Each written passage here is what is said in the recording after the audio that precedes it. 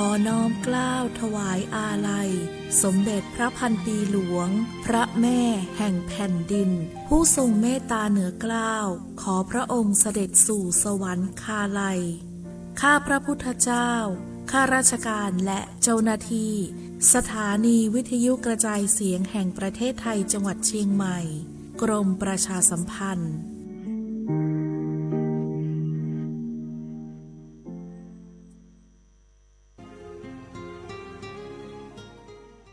This is a moment of profound grief for the Kingdom of Thailand. We, the collective voices of Radio Thailand Chiang Mai, join the Thai nation in mourning the passing of our beloved Queen Martha, Her Majesty Queen Sirikit. Her life was a testament to the unwavering service, grace, and deep love for the Thai people. Our humble condolences and thoughts are with His Majesty the King, the royal family, and all the Thai people during this deeply sorrowful time. We will remember her forever.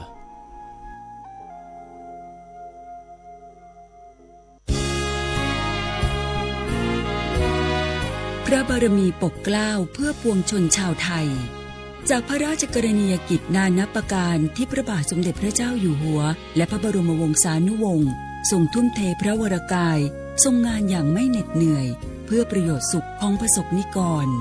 จากโครงการหลวงสู่การพัฒนาแหล่งน้ำส่งเสริมการศึกษาและด้านสาธารณสุขที่มุ่งเน้นการพึ่งพาตนเองและการพัฒนาอย่างยั่งยืนทุกย่างพระบาทคือการทรงงานทุกพระราชดำริคือพลังแห่งการพัฒนาเพราะประชาชนคือหัวใจของแผ่นดินร่วมเสริมสร้างความรักในสถาบันหลักของชาติโดยสำนักงานประชาสัมพันธ์ที่ 3 กรมประชาสัมพันธ์ถ้าชีวิตของคุณคือหนังหนึ่งเรื่องคปภ.เฮาบ่ใจผู้กำกับแต่เฮาคือผู้สนับสนุนตียาให้ตัวเอกอย่างคุณได้ปะกับฉากจบอย่างแฮปปี้เอนดิ้งดังนั้นกู้เหตุประกันภัยสิทธิ์ของคุณต้องได้รับความคุ้มครองหากเกิดข้อพิพาทบันทึกเหตุการณ์เก็บหลักฐานติดต่อบริษัทประกันภัยและเพื่อความมั่นใจคปภ.พร้อมให้คำปรึกษาเพิ่มเติมทุกกรณีเพื่อกู้สิทธิ์ของคุณได้รับความเป็นธรรมอย่างแท้จริงสายด่วนคปภ. 1186 Line Official @OIC Connect คปภ.คุ้มครองผู้ทำประกันภัยคุ้มครองคุณช่วงนี้ได้ยินคนบ่นกันเยอะเลยนะเรื่องความไม่โปร่งใสเนี่ยใช่แต่รู้ไหมล่ะว่าจริงๆแล้วพวกเราช่วยกันได้นะทำยังไงหรอ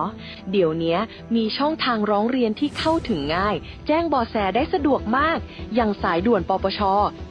1205อ๋อแบบนี้ทุกคนก็มีส่วนทำให้บ้านเราดีขึ้นได้จริงๆแน่นอนการต่อต้านทุจริตจะสำเร็จได้ก็เพราะคนอย่างเราร่วมมือกันสำนักงานประชาสัมพันธ์ที่ 3 กรมประชาสัมพันธ์ช่วงนี้ได้ยินคนบ่นกันเยอะเลยนะเรื่องความช่วงนี้ได้ยิ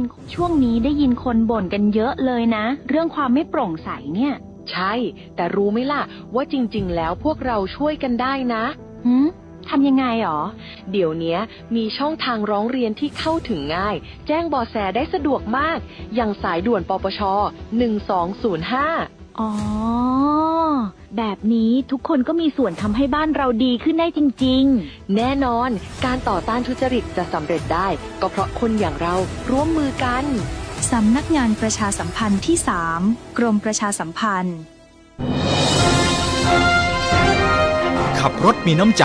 รักษาวินัยจราจรคุณกำลังฟังรายการจราจรเพื่อชุมชนทางสถานีวิทยุกระจายเสียงแห่งประเทศไทยจังหวัดเชียงใหม่ FM 93.25 เมกะเฮิรตซ์ทุกวันจันทร์ถึงวันศุกร์ 16:10 น.ถึง 17:00 น.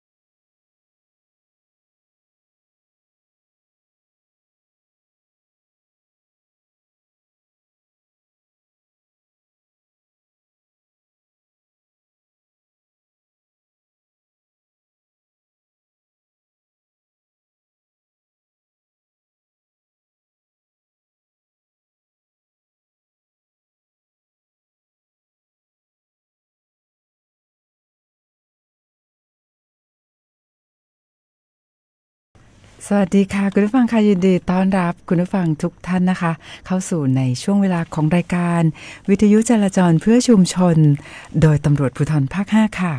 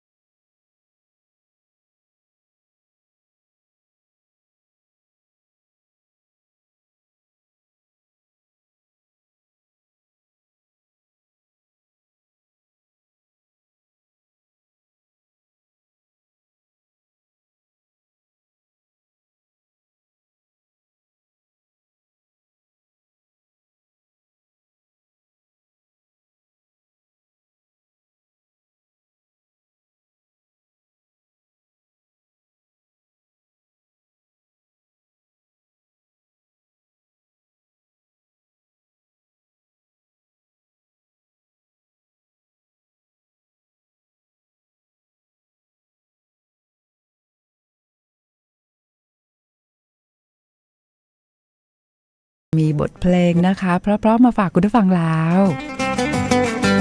เราก็มีข้อมูลนะคะในหลายๆเรื่องราวมาเล่าให้คุณผู้ฟังฟังด้วยรวมไปถึงนะคะก็จะมีการรายงานสภาพการจราจรแบบเรียลไทม์ด้วยนะคะ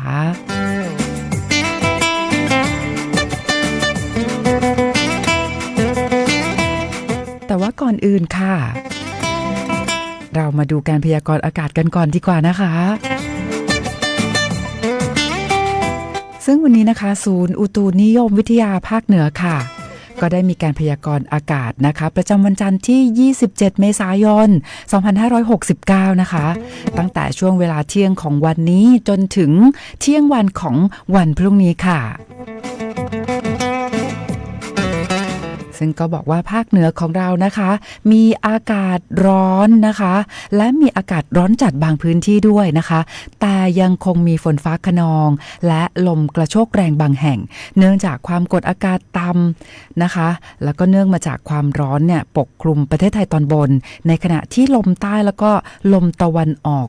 เฉียงใต้นะคะที่พัดปกคลุมประเทศไทยตอนบนมีกำลังอ่อนลงค่ะก็ได้แจ้งเตือนให้พี่น้องประชาชนนะคะดูแลรักษาสุขภาพเนื่องจากสภาพอากาศนะคะที่ร้อนขึ้นนะคะโดยหลีกเลี่ยงการทำงานหรือว่าการประกอบกิจกรรมในที่โล่งแจ้งเป็นระยะเวลานานไว้ด้วยนะคะรวมทั้ง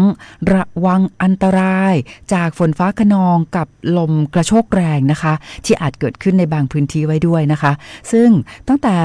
วันที่29เมษายนนะคะจนถึงวันที่1พฤษภาคม2569ประเทศไทยตอนบนค่ะจะมีพายุฤดูร้อนเกิดขึ้นนะคะโดยมีลักษณะของพายุฝนฟ้าคะนองลมกระโชกแรงแล้วก็มีลูกเห็บตกด้วยนะคะแล้วก็อาจจะมีในเรื่องของฟ้าผ่าเกิดขึ้นได้ทางนี้ก็เนื่องมาจากบริเวณความกดอากาศสูงหรือมวลอากาศเย็นจากประเทศจีนอีกระลอกหนึ่งจะแผ่ลงมาปกคลุมทะเลจีนใต้นะคะและภาคตะวันออกเฉียงเหนือในขณะที่ประเทศไทยตอนบนมีอากาศร้อนนะคะและในระยะนี้ภาคเหนือมีการสะสมของฝุ่นละอองหรือหมอกควันอยู่ในเกณฑ์ปานกลางค่ะเนื่องจากมีโอกาสเกิดฝนตกนะคะดังนั้นก็อย่างไรก็ตามนะคะถ้าหากว่าคุณผู้ฟังพี่น้องประชาชนนะคะตรวจสอบนะคะในเรื่องของการรายงานคุณภาพอากาศถ้าหากว่าเป็นในเรื่องของสีส้มนะคะแล้วก็สีแดงโอ้โหนะคะเป็นค่า PM 2.5 ที่มีผลกระทบต่อสุขภาพนะคะก็อย่าลืมในเรื่องของการป้องกันตนเองด้วยการสวมหน้ากากอนามัยแบบ N95 นะคะเวลาที่ต้องออกไปนอกอาคารหรือว่าไปอยู่ในที่โล่งนะคะคราวนี้มาดูในเรื่องของอุณหภูมิกันบ้างดีกว่านะคะซึ่งตำรวจภูธรภาค 5นะคะเรารับผิดชอบพื้นที่8จังหวัดภาคเหนือตอนบนมี159สถานีตำรวจนะคะวันนี้นะคะอากาศร้อนถึง ถึงร้อนจัดในตอนกลางวันค่ะแล้วก็มีฝนฟ้าคะนอง20%ของพื้นที่กับมีลมกระโชกแรงบางแห่งนะคะส่วนมากที่บริเวณจังหวัดเชียงใหม่เชียงรายพะเยาแล้วก็จังหวัดน่านนะคะคราวนี้เรามาดูในเรื่องของอุณหภูมิกันดีกว่าว่าวันนี้นะคะจังหวัดที่ยังคงมีอุณหภูมิสูงสุดอันดับหนึ่งในพื้นที่8จังหวัดภาคเหนือตอนบนนะคะได้แก่จังหวัดลำปางนะคะลำปางยังคงครองแชมป์จังหวัดที่มีอุณหภูมิสูงสุดนะคะในภาคเหนือตอนบนนะคะโดยวันนี้เนี่ยอุณหภูมิสูงสุดของจังหวัดลำปางเนี่ยอยู่ที่40องศาเซลเซียสค่ะและสำหรับรองลงมานะคะ38องศาเซลเซียสนะคะมี4จังหวัดด้วยกันค่ะแน่นอนเลยคือที่จังหวัดเชียงใหม่นะคะที่จังหวัดลำพูนจังหวัดแพร่และที่แม่ฮ่องสอน4จังหวัดนี้อุณหภูมิสูงสุดอยู่ที่38องศาเซลเซียสค่ะมาต่อกันด้วย36องศาเซลเซียสนะคะมีอีก2จังหวัดอยู่ที่จังหวัดพะเยาและจังหวัดน่านนะคะและปิดท้ายด้วยที่จังหวัดเชียงรายค่ะวันนี้เชียงรายนะคะอุณหภูมิสูงสุดอยู่ที่34องศาเซลเซียสนะคะก็ยังคงมีอากาศร้อนนะคะแต่หากว่าอากาศร้อนก็อยากให้ทุกท่านนะคะได้ใจเย็นๆนะคะเพื่อที่เราจะได้ลดความร้อนในใจลงนะคะแล้วก็มีหลายวิธีที่คุณผู้ฟังพี่น้องประชาชนนะคะจะคลายความร้อนนะคะแล้วก็มีวิธีแน่ๆเลยก็คือการฟังเพลงเพราะๆก็ช่วยคลายความร้อนได้เช่นกันนะคะแต่อย่างไรก็ตามค่ะในเรื่องของการขับขี่ที่ปลอดภัยนะคะก็ต้องนำเรียนให้กับคุณผู้ฟังพี่น้องประชาชนนะคะว่าในเรื่องนี้เนี่ยเป็นเรื่องที่สำคัญมากๆเลยนะคะเพราะว่าเวลาที่มีอุบัติเหตุเกิดขึ้นเนาะนะคะก็นำมาซึ่งความสูญเสียนะคะทั้งทรัพย์สินเสียหายนะคะแล้วก็ที่สำคัญที่สุดก็คือตัวทุกคนนะคะที่มีโอกาสเกิดอุบัติเหตุเนี่ยนะคะประสบอุบัติเหตุก็อาจจะได้รับบาดเจ็บนะคะบาดเจ็บมากบาดเจ็บน้อยแล้วก็บางรายนะคะก็ถึงกับสูญเสียชีวิตด้วยดังนั้นนะคะเรามาป้องกันนะคะมารณรงค์ในเรื่องของการขับขี่ที่ปลอดภัยกันดีกว่านะคะด้วยการปฏิบัติตามกฎจราจรโดยเคร่งครัดนะคะแล้วก็ในเรื่องของความเร็วของรถเนี่ยก็ต้องลดความเร็วนะคะเพราะว่าลดเร็วเนี่ยก็ลดเสี่ยงนะคะดังนั้นไม่ขับรถเร็วกันนะคะแล้วก็ในตอนนี้เนี่ยต้องบอกว่ากลุ่มงานจราจรตำรวจภูธรจังหวัดเชียงใหม่นะคะก็ยังคงมีการบังคับใช้กฎหมายตามปกตินะคะเพื่อความปลอดภัยของคุณผู้ฟังพี่น้องประชาชนผู้ใช้รถใช้ถนนนะคะในบางเส้นเนี่ยนะคะคุณผู้ฟังอาจจะเห็นว่ามีเจ้าหน้าที่ตำรวจจราจรนะอยู่ข้างทางแล้วเขาก็ใช้กล้องนะคะตรวจจับความเร็วของรถด้วยดังนั้นนะคะจราจรก็ตรวจจับความเร็วไปแต่เราขับรถไม่เกินนะคะความเร็วของเราไม่เกินที่กฎหมายกำหนดนะคะเราก็ปลอดภัยด้วยแล้วก็ไม่ต้องรับใบสั่งส่งตรงถึงบ้านนะคะจากเจ้าหน้าที่ตำรวจจราจรนะคะหรือจากเจ้าหน้าที่ตำรวจทางหลวงเนาะดังนั้นนะคะขับรถนะคะ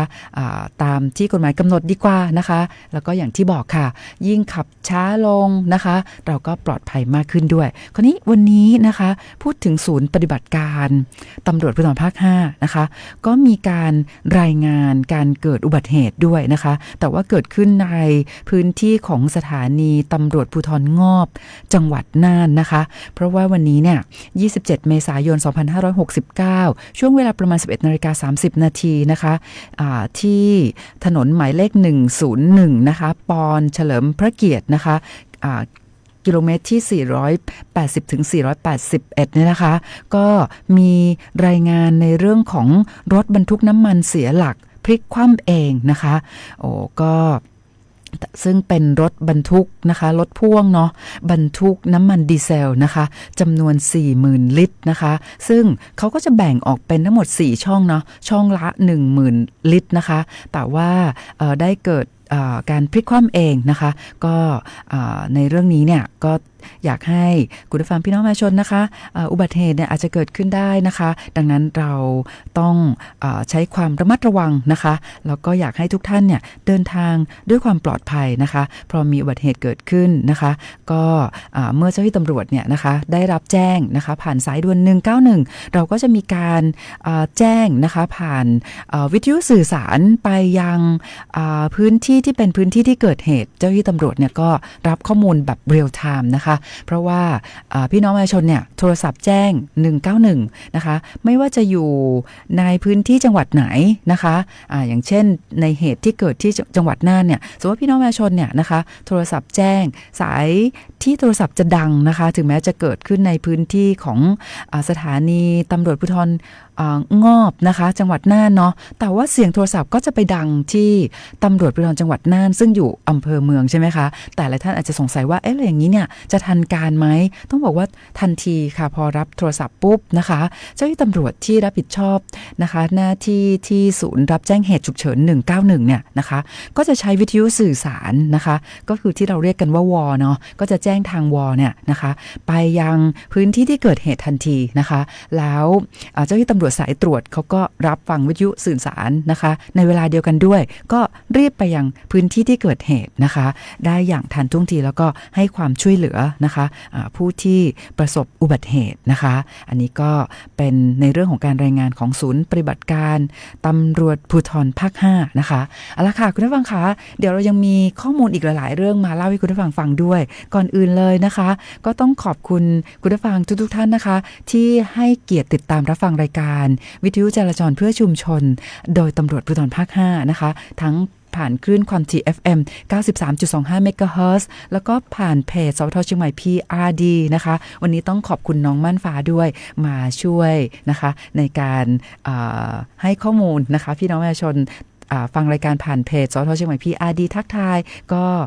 วันนี้น้องมันฟ้ามาช่วยในรายการต้องขอบคุณมากๆนะคะก็ก่อนอื่นเลยนะคะขอบคุณท่านสารวัตรเด่นด้วยนะคะก็วันนี้ปฏิบัติหน้าที่อยู่ที่เวียงแหงนะคะก็ทักทายเราเข้ามาด้วยมีคุณยุพินนะคะคุณสิริพรคุณต้นน้ำปรมินนะคะคุณจัญญาคุณฤทธิ์สมนามด้วยนะคะ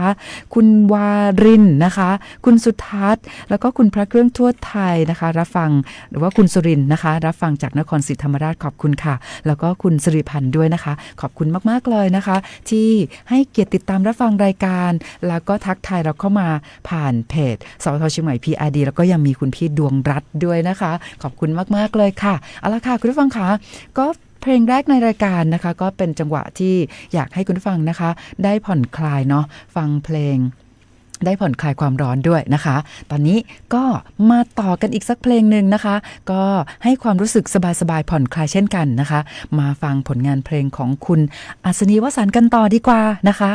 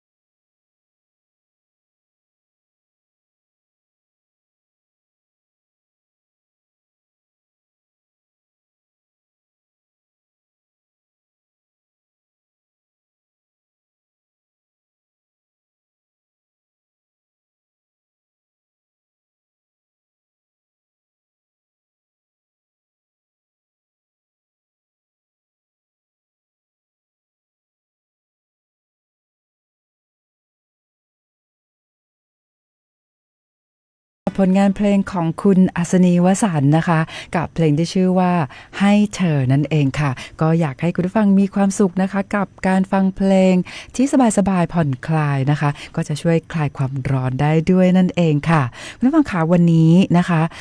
ที่สำนักงานตำรวจแห่งชาตินะคะก็ได้มีการจัดทำแผ่นประชาสัมพันธ์นะคะเป็นกรณีที่สำนักงานตำรวจแห่งชาติเนี่ยเตือนนะคะหยุดการ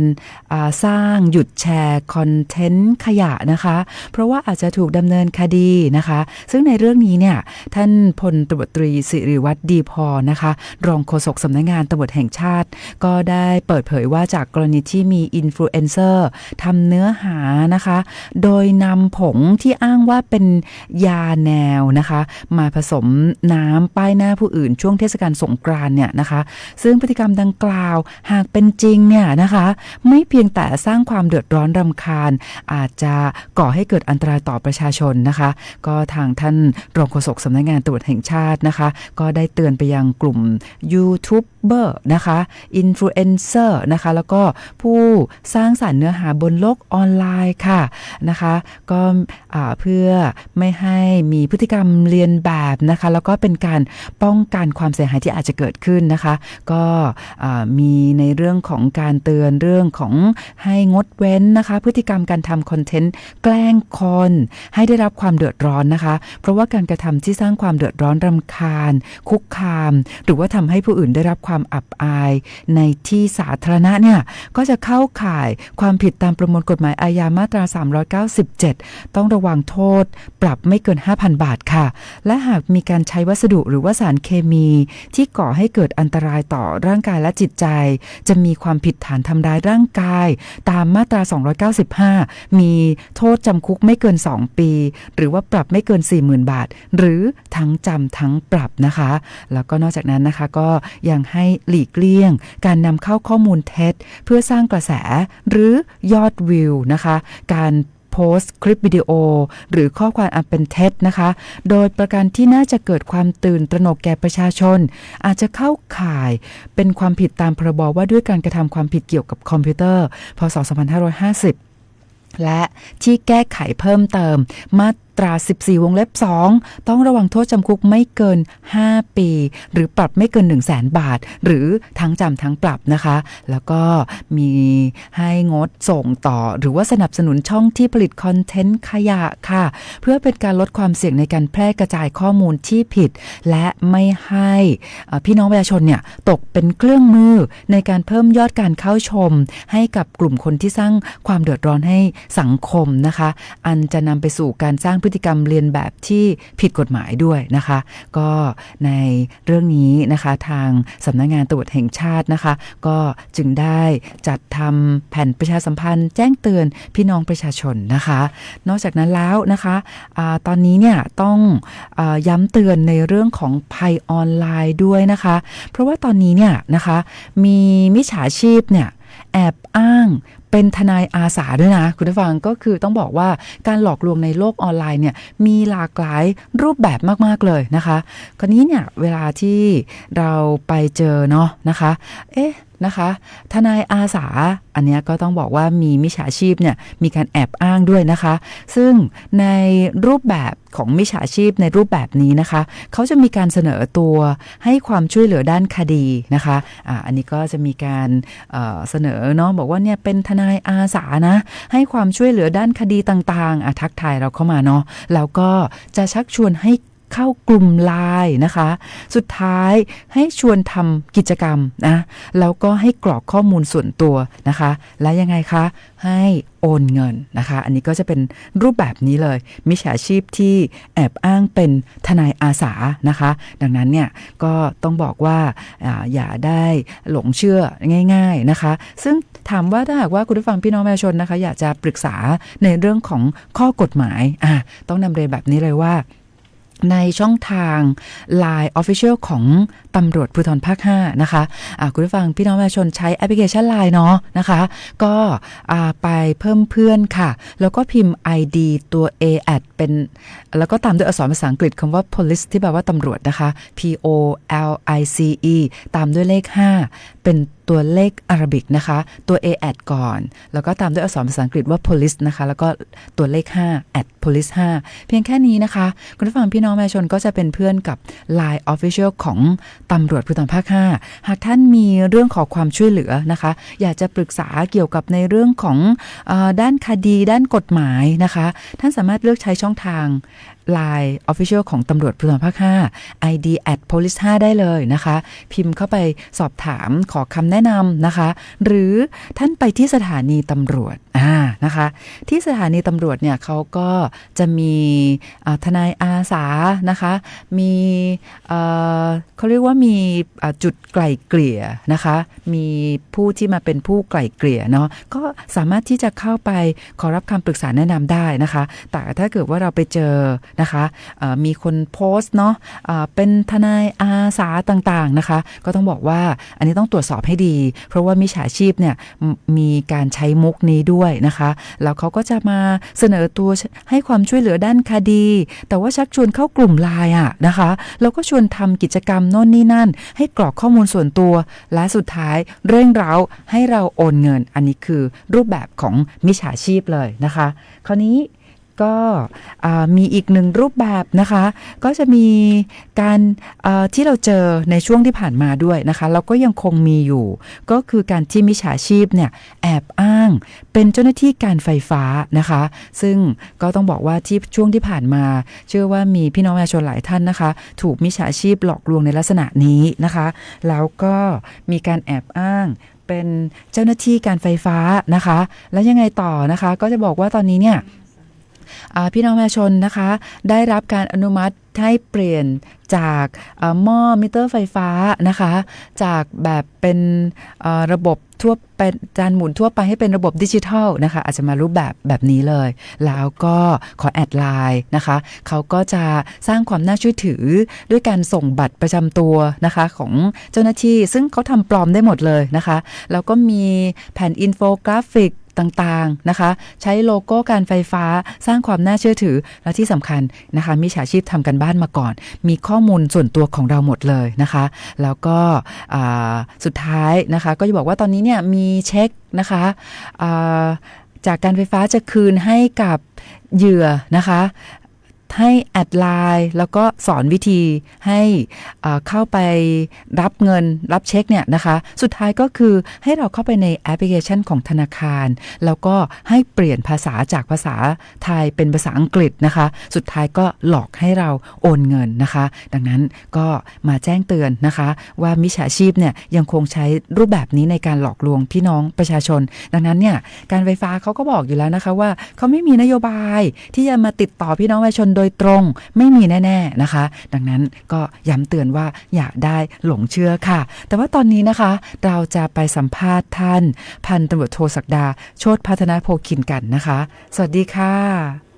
สวัสดีครับสวัสดีพี่ต้อมสวัสดีคุณผู้ฟังครับค่ะท่านรองศักดาคะวันนี้นะจันทร์สุดท้ายของเดือนเมษายน2569นะคะแต่ว่าเป็นจันทร์แรกของช่วงปลายเดือนนี้ด้วยนะคะวันนี้เป็นยังไงบ้างคะในเรื่องของสภาพการจราจรค่ะก็จริงๆสภาพการจราจรโรงเรียนซัมเมอร์รอบ2ในตอนนี้เหลือไม่มากแล้วครับเหลือแค่สารศาสตร์ในถนนเจริญเมืองกับโรงเรียนมงปอดปฐมในถนนเจริญประเทศนะครับส่วนโรงเรียนวารีเนี่ยแผนกที่เป็นเด็กทั่วไปเนี่ยก็หยุดซัมเมอร์ไปแล้วตอนนี้ก็เหลือแค่อินเตอร์ที่เขาเรียนปกติแล้วก็โรงเรียนยุพราชนะครับก็ยังมีการปรับพื้นฐานน้องม.1 กับม.4 จนถึงวันที่30 เมษายนก็คืออีก 2-3 วันข้างหน้านะครับเพราะฉะนั้นการจราจรหน้าสถานศึกษาต่างๆตอนนี้เนี่ยก็คลี่คลายไปหมดแล้วนะครับแต่จุดที่ยังมีปริมาณรถมากนะครับก็อาจจะเป็นช่วงถนนห้วยแก้วตั้งแต่เชียงใหม่ภูคำเชื่อมกับแยกลินคำห้วยแก้วขาขึ้นแยกฟ้าธานีมาทางลินคำนะครับเพราะฉะนั้นในทุกด้านเลยนะครับบริเวณแยกลินคำในช่วงเย็นปริมาณรถจะค่อนข้างเยอะละนะครับแต่บางจุดยังเคลื่อนได้นะครับบางจุดมีชะลอตัวบ้างเจ้าหน้าที่ก็ประจำจุดกันเรียบร้อยพร้อมอำนวยความสะดวกนะครับจุดบริเวณแยกขวงสิงห์เนี่ยฝั่งขาเข้าไม่มีปัญหาอะไรนะครับจากแยกกองกำลังผาเมืองเข้ามาแต่ฝั่งที่ออกจากราชภัฏเนี่ยท้ายค่อนข้างยาวหน่อยนะเวลานี้นะครับผมได้ก่อนเข้ารายการนี้ก็ได้สั่งการไปแล้วว่าให้บริหารจัดการในด้านฝั่งขาออกเมืองให้มากหน่อยในถนนช้างเผือกนะครับผ่านราชภัฏเชียงใหม่ออกมา เพราะด้านอื่นเคลื่อนได้หมดนะครับ จุดต่อมาเป็นถนนเชียงใหม่พร้าวนะครับเชื่อมต่อแยกฟ้าห้ามไปรวมโชคขาออกเคลื่อนได้ดีนะครับขาเข้าก็เท่าที่ดูก็เชียงใหม่พร้าวนะเวลานี้ยังเคลื่อนได้ไม่ได้มีปัญหาการจราจรอะไรเช่นเดียวกับในถนนเชียงใหม่ดอยสะเก็ดนะครับเพราะว่าไม่มีโรงเรียนที่เป็นซัมเมอร์แล้วนะครับโรงเรียนดาราก็ซัมเมอร์จบไปตั้งแต่วันที่24 เมษายนละนะครับเพราะฉะนั้นรถก็เป็นรถที่อาจจะเป็นส่วนหนึ่งเกี่ยวกับการทำงานนะครับส่วนหนึ่งเกี่ยวกับเรื่องของสถานีขนส่งอาเขตนะครับที่ยังมีรถออกจากด้านในอยู่บ้างนะครับเพราะฉะนั้นขาเข้าไม่มีปัญหาอะไรนะครับฝั่งขาออกเนี่ยก็ดึงรถกันได้ออกต่อเนื่องนะครับอาจจะมีชะลอตัวบางจังหวะจนถึงแยกทุ่งโฮเทลด้านทิศเหนือแต่เลยไปแล้วไม่มีปัญหาอะไรเลยนะครับจุดต่อมาหนองประทีปก็ไม่มีปัญหาอะไรนะครับด้านในก็เคลื่อนได้ทั้งหมดนะครับมหิดลครับต่างระดับดอนจันทร์ไปจนถึงหน้าวารีเคลื่อนได้ไม่มีปัญหาทั้งเข้าและออกนะครับส่วนวันนี้หน้าตลาดหนองหอยรถค่อนข้างเยอะนะครับในถนนเชียงใหม่ลำพูนนะครับในฝั่งนี้ค่อนข้างเยอะแต่ฝั่ง89พาซ่าก็ไม่ได้ยาวอะไรนะครับเพราะฉะนั้นก็จะเน้นในฝั่งที่ออกจากหน้าตลาดนะครับให้เรียบร้อยนะครับเลยขยับต่อมาที่เลยหนองหอยมาแล้วนะครับข้ามไปจนถึงภาค5นะครับภาค5ก็ยังเคลื่อนได้นะครับในช่วงบ่ายที่ผ่านมาตั้งแต่บ่ายโมงครึ่งนะครับมีการกู้โป๊ะเรือที่โป๊ะที่มันตั้งรถแบ็คโฮนะครับเมื่อวานเอารถแบ็คโฮขึ้นได้แล้วแต่ตอนนี้ก็ยังเหลือโป๊ะซึ่งก็คาดว่าน่าจะแล้วเสร็จแล้วนะครับแต่ผมดูการจราจรอยู่ก็รถยังไม่สามารถเคลื่อนได้แต่ก็เร่งไปแล้วนะครับว่าให้รีบเปิดการจราจรหากยังไม่รีบนะครับเพราะว่าตอนนี้ผมวนออกมาดูอีกฝั่งหนึ่งไม่ได้อยู่ในจุดดังกล่าวนะครับเพราะฉะนั้นท่านใดที่ผ่านในจุดดังกล่าวนะครับก็แจ้งเป็นข้อมูลนะครับให้กับพี่น้องประชาชนได้รับทราบนะครับว่าตั้งแต่ช่วงบ่ายครึ่งที่ผ่านมามีเรื่องของการกู้โป๊ะที่ตั้งรถแบ็คโฮนะครับก็จะเอาขึ้นให้หมดเลยล่ะนะครับเพราะว่าใช้เวลานานพอสมควรแล้วเหมือนกันนะครับขยับต่อไปที่เชียงใหม่แยกสนามบินนะครับแยกสนามบินเองเท่าที่เห็นนะเวลานี้108เข้าไม่ยาวมากนะครับศูนย์วัฒนธรรมอาจจะมีรถหน่อยออกมาจากถนนทิพเนตรแจงกูเฮืองคูเมืองทั้ง4ด้านเคลื่อนได้หมดนะครับหน้าโรงพยาบาลสวนดอกเคลื่อนได้นะครับแต่ช่วงเช้าเนี่ยเท่าที่สังเกตมาช่วงนี้มีปริมาณค่อนข้างเยอะนะครับอาจจะพบแพทย์นะครับจันทร์อังคารพุธนี่จะเยอะหน่อยในช่วงเช้านะครับส่วนด้านอื่นๆไปจนถึงสิริมังคลาจารย์ยาวไปจนถึงนิมมานแล้วก็ไปต้นพยอมรถก็ยังเคลื่อนได้นะครับเพราะฉะนั้นนี่คือภาพรวมเรื่องของการจราจรในช่วงเย็นวันนี้นะครับก็ปลายเดือนแล้วครับกิจกรรมอะไรต่างๆก็อาจจะไม่มากมายเท่าไหร่แล้วนะครับเพราะว่าเดี๋ยวปลายเดือนเข้าเดือนพฤษภาหลังจากที่น้องๆซัมเมอร์รอบ2จบนะครับก็รอไปเปิดภาคเรียนใหม่กันก็จะเริ่มเปิดตั้งแต่วันที่8เป็นต้นไปนะครับแล้วก็ส่วนใหญ่ก็จะเปิดประมาณวันที่18พฤษภาแต่ก็ยังมีกิจกรรมอยู่นะครับวันนี้ไปประชุมเรื่องของโดยกิจกรรมงานวิ่งดอยสุเทพรันนะครับก็จะมีประมาณกลางเดือนพฤษภานะครับถ้าจำไม่ผิดคือประมาณวันที่16นะครับก็เดี๋ยวรายละเอียดต่างๆก็จะเอามาเล่าให้ฟังในช่วงใกล้ๆหน่อยก็แล้วกันนะครับเพราะว่ายังมีเวลาอยู่พอสมควรแล้วก็คงอาจจะมีการประชุมเพิ่มเติมอีกนะครับส่วนเรื่องอื่นๆกิจกรรมเมืองณเวลานี้ยังไม่มีนะครับเดี๋ยวก็รออีกงานหนึ่งก็คืองานใส่ขันดอกสวิทคิดที่วัดเจดีย์หลวงนะครับอันนี้ก็เป็นงานประจำปีที่ทางเทศบาลจัดทางกลุ่มงานจราจรช่วยดูอำนวยความสะดวกการจราจรแล้วก็ภาคีเครือข่ายต่างๆที่ได้ร่วมทำงานร่วมกันนะครับเพราะฉะนั้นแล้ววันนี้ภาพรวมก็เล่าให้ฟังแบบนี้ครับค่ะท่านรองศักดาคะแล้วในเรื่องสัญญาณไฟจราจรที่มีการชำรุดในช่วงเช้าอันนี้เป็นยังไงบ้างนะคะก็สัญญาณไฟจราจรช่วงเช้าที่ผ่านมาเนี่ยในถนนแก้วนวรัตน์นะครับตั้งแต่แยกทุ่งโฮเทลเหนือยาวมาจนถึงสะพานนครพิงค์ฝั่งตะวันออกตะวันตกตัดถนนเจริญราษฎร์นะครับเชื่อมถนนเจริญเมืองที่แยกสะพานนวรัตน์นะครับแล้วก็จุดอื่นๆที่ไปตัดรัตนโกสินทร์ก็คือร9ตะวันออกตะวันตกแล้วก็แยกวัดป่าแพ่งนะครับก็เท่าที่ถามเจ้าหน้าที่กันที่ดูเรื่องของไฟสัญญาณจราจรของเทศบาลนะครับก็ปรากฏว่ามันเป็นเรื่องของเกิดจากไฟที่มันกระแสไฟมันตกนะครับพอมันตกแล้วมันทำให้ระบบมันรวนนะครับพอระบบรวนแล้วมันก็เลยทำให้ค่าสัญญาณไฟในด้านต่างๆเนี่ยมันดับแล้วมันก็กระทบกับโดยรอบแต่ไฟบ้านพี่น้องประชาชนไม่ได้มีปัญหาอะไรนะครับก็เลยแจ้งเจ้าหน้าที่ที่เขารับผิดชอบไปว่าก็ควรจะดูเรื่องของการรีเซ็ตให้มันดีเพิ่มขึ้นนะครับไม่ใช่ว่ากระแสไฟตกแล้วมัน มันก็กระทบกับสัญญาณไฟจราจรเลยผมว่าน่าจะมีระบบสำรองที่มันช่วยเรื่องพวกนี้ได้อันนี้ก็คุยไปทั้งเจ้าหน้าที่ผู้ปฏิบัติแล้วก็คุยไปทางฝ่ายที่รับผิดชอบของเทศบาลนครเชียงใหม่ไปแล้วเพราะว่าก็ทำงานร่วมกันมาโดยตลอดเพราะฉะนั้นมีปัญหาอะไรก็จะนำมาพูดคุยกันเพราะว่าไม่อยากให้กระทบกับการเดินทางของพี่น้องประชาชนเพราะว่าผมเชื่อว่าเป้าหมายของเทศบาลกับจราจรก็ไม่ต่างกันหรอกนะครับก็คือการที่จะอำนวยความสะดวกการจราจรให้กับพี่น้องประชาชนให้ใช้เส้นทางได้สะดวกมากที่สุดอันนี้ก็เป็นข้อมูลนะครับแต่ผมก็ได้แจ้งเน้นย้ำกับทางเทศบาลไปแล้วหวังว่าจะมีการปรับรูปแบบให้ดีขึ้นนะครับเพื่อการเดินทางที่ปลอดภัยของพี่น้องประชาชนครับค่ะดังนั้นนะคะถ้าหากว่าคุณผู้ฟังนะคะไปพบเจอนะคะสัญญาณไฟจราจรขัดข้องนะคะหรือว่าอาจจะช่วงนี้เนี่ยนะคะมีในเรื่องของพายุฤดูร้อนด้วยนะคะอาจจะมีในเรื่องของลมกระโชกแรงถ้าไปพบเจอว่าอาจจะมีสิ่งก่อสร้างอะไรที่ไม่แข็งแรงแล้วก็ขวางถนนนะคะกีดขวางการจราจรก็โทรศัพท์เข้ามาที่ห้องศูนย์วิทยุของกลุ่มงานจราจรตำรวจภูธรจังหวัดเชียงใหม่ได้ตลอดเวลา24ชั่วโมงนะคะใช่ครับโทรมาที่053-235-595นะครับรวมถึงท่านรถเสียขัดข้องมีรถไปจอดขวางหน้าบ้านไม่ได้รับความสะดวกในการเดินทางท่านก็โทรมานะครับเราก็จะจัดเจ้าหน้าที่ไปแก้ไขแล้วก็ช่วยเหลือครับค่ะที่หมายเลข053-235-595ครับค่ะก็พร้อมรับสายพี่น้องประชาชนตลอดเวลา24ชั่วโมงนะคะจากกลุ่มงานจราจรตำรวจภูธรจังหวัดเชียงใหม่วันนี้ต้องขอบคุณมากๆเลยค่ะพันตำรวจโทศักดาโชติพัฒนาโพคินขอบคุณค่ะสวัสดีพี่ต้อมสวัสดีคุณฟังครับค่ะคุณผู้ฟังค่ะก็ท่านรองศักดาก็น่ารักมากๆนะคะนำข้อมูลที่เป็นประโยชน์นะคะมาพูดคุยนะคะให้กับคุณผู้ฟังได้รับทราบกันนะคะคุณผู้ฟังค่ะก็ตอนนี้นะคะมาพูดถึงในเรื่องของภัยนะคะซึ่งสคบเนี่ยเขาก็มีการแจ้งเตือนนะคะว่าตอนนี้เนี่ยนะคะมีมิจฉาชีพนะคะหลอกลงทุนปั๊มน้ำมันระบาดหนักโอ้โหนะคะเพราะว่าตอนนี้เนี่ยเราประสบกับปัญหานะคะสภาวะในเรื่องของพลังงานราคาน้ำมันที่สูงขึ้นนะคะก็ปรากฏว่ามีมิจฉาชีพนะคะก็ฉวยทุกโอกาสนะคะในการหลอกลวงพี่น้องประชาชนตอนนี้พบว่ามีขบวนการหลอกลงทุนก่อสร้างปั๊มน้ำมันนะคะซึ่งเขาจะมีการแอบอ้างแบรนด์ดังแล้วก็ใช้โซเชียลมีเดียในการล่อลวงนะคะซึ่งล่าสุดเนี่ยก็มีผู้เสียหาย6รายสูญเงินรวมหลายล้านบาทนะคะก็จะเป็นรูปแบบของชวนลงทุนก่อสร้างสถานีบริการน้ำมันหรือว่าปั๊มน้ำมันนะคะแล้วพอไปแอบอ้างแบรนด์ดังเนี่ยก็เพื่อสร้างความน่าเชื่อถือนะคะพอมีผู้หลงเชื่อจ่ายเงินแล้วนะคะปรากฏว่างานไม่คืบหน้าหรือว่าสร้างไม่ได้มาตรฐานนะคะแล้วก็ไม่สามารถที่จะขออนุญาตจากหน่วยงานรัฐได้นะคะดังนั้นก็มีคำแนะนำจากสคบนะคะก็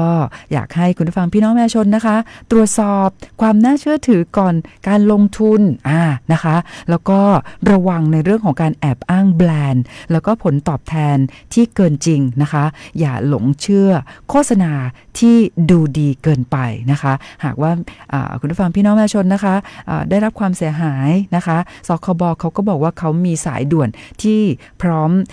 จะรับสายนะคะตลอดเวลา24ชั่วโมงนะคะก็ติดต่อสคบที่หมายเลขโทรศัพท์1166ค่ะอันนี้ก็เป็นข้อมูลนะคะเพราะว่าตอนนี้เนี่ยต้องบอกว่ามิจฉาชีพนะคะมาในทุกรูปแบบก็อยากให้คุณผู้ฟังพี่น้องประชาชนเนี่ยรู้เท่าทันกลโกงของแก๊งมิจฉาชีพนะคะทั้งในรูปแบบของภัยออนไลน์แล้วก็ในรูปแบบของออนกล่าวด้วยนะคะตอนนี้คุณผู้ฟังที่ทักทายเราก็มาเพิ่มเติมผ่านเพจสวทเชียงใหม่ PRD นะคะก็ต้อนรับคุณสิรินันท์คุณพัชราพรแล้วก็คุณพงศักดิ์ด้วยนะคะขอบคุณทุกท่านเลยนะคะที่ให้เกียรติติดตามรับฟังรายการตอนนี้ยังคงมีบทเพลงเพราะๆมาฝากคุณผู้ฟังเพิ่มเติมค่ะมาฟังเพลงกันดีกว่าค่ะ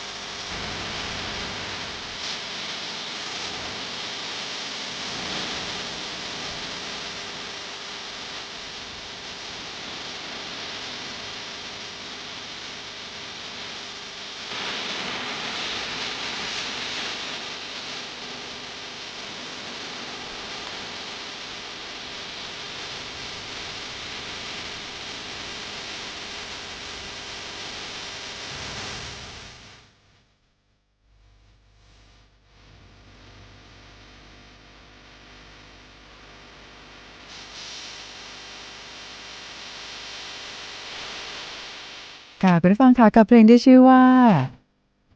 รักฉันเรียกว่าเธอค่ะ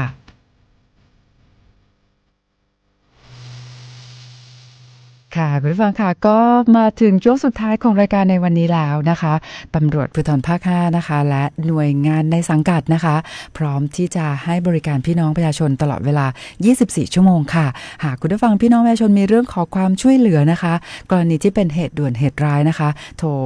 191ได้ตลอดเวลา24ชั่วโมงค่ะแต่ถ้าหากว่าเป็นเรื่องที่อยากจะขอรับคำปรึกษาแนะนำนะคะแจ้งเรื่องราวร้องเรียนนะคะเรื่องขอความเป็นธรรมนะคะปรึกษาข้อกฎหมายต่างๆท่านสามารถเลือกใช้ผ่านช่องทางแอปพลิเคชัน LINE นะคะ ID @police 5นะคะก็สอบถามเข้ามาผ่านช่องทาง LINE นะคะเพราะว่าในเรื่องของการติดต่อทาง LINE เนี่ยนะคะเวลาพี่น้องประชาชนอาจจะช่วยแจ้งเบาะแสอาชญากรรม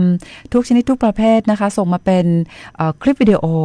เป็นรูปภาพนะคะข้อความยาวๆก็สะดวกนะคะก็อยากให้ทุกท่านนะคะเป็นเพื่อนกับ LINE Official ของตำรวจภูธรภาค5ค่ะที่สำคัญที่สุดเลยนะคะอยากให้ทุกท่านนะคะมีความสุขนะคะเดินทางด้วยความปลอดภัยนะคะดังนั้นในเรื่องของการปฏิบัติตามกฎจราจรโดยเฉพาะ10ข้อหาหลักนะคะยังคงเป็นกฎแห่งความปลอดภัยนะคะให้ทุกท่านเดินทางด้วยความปลอดภัยนะคะวันนี้เราจะจากลากันด้วยบทเพลงท้ายรายการนะคะแล้วก็อยากให้ทุกท่านนะคะดูแลรักษาสุขภาพในช่วงนี้ด้วยค่ะอากาศเปลี่ยนแปลงนะคะกลางวันร้อนเนาะแต่ว่าอาจจะมีฝนตกในบางพื้นที่นะคะและก็ในเรื่องของ PM 2.5 ก็ยังคงมีดังนั้นดูแลรักษาสุขภาพค่ะ